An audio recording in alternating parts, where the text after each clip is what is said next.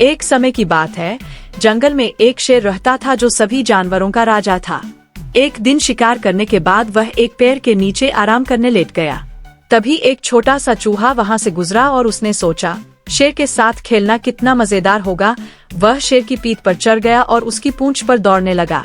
खेलते हुए वह फिसलकर नीचे गिरा। शेर गुस्से से दहाड़ते हुए जागा और उसने चूहे को अपने भारी पंजे में पकड़ लिया। चूहा घबरा गया और बहुत छटपटाया, लेकिन वह भाग नहीं सका। शेर ने अपने नुकीले दांत दिखाए और बोला, अब मैं तुम्हें खा जाऊंगा। चूहा डर के मारे कांपने लगा। हे जंगल के राजा, मुझे माफ कर दीजिए। मैं वादा करता हूँ एक दिन आपकी मदद करूंगा। शेर उसकी बात सुनकर जोर से हंसा। तू मेरी मदद करेगा? फिर भी उसने चूहे को छोड़ दिया। चूहा बोला, धन्यवाद महाराज, मैं आपका यह उपकार कभी नहीं भूलूंगा। शेर ने कहा, भाग्यशाली हो कि मैं अभी खा चुका हूँ। दोबारा कभी मेरे साथ ऐसा मत करना, नहीं तो तुम मेरे भोजन बन जाओगे। कुछ समय बाद शेर जंगल में घूम रहा था। शिकारियों ने उसे पकड़ने के लिए एक जाल बिछा रखा था। शेर जैसे ही वहां पहुंचा, शिकारी पेड़ों के पीछे से निकलकर रस्सी खींचते हैं और शेर जाल में फंस जाता है।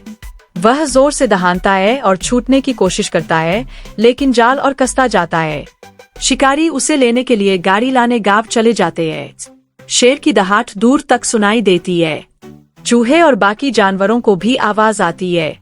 चूहा दौड़ता हुआ आता है और कहता है, राजा जी चिंता न करें, मैं हूं ना। वह जाल पर चढ़ता है और अपने तेज दांतों से रस्सियां काटने लगता है।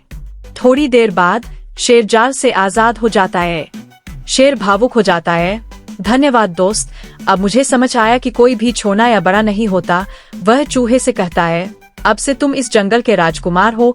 चूहा मुस्कुराता है, राजा जी फिर मिलते हैं। शेर हंसते हुए कहता है, क्यों, अब मेरी पूंछ पर फिसलना नहीं चाहते?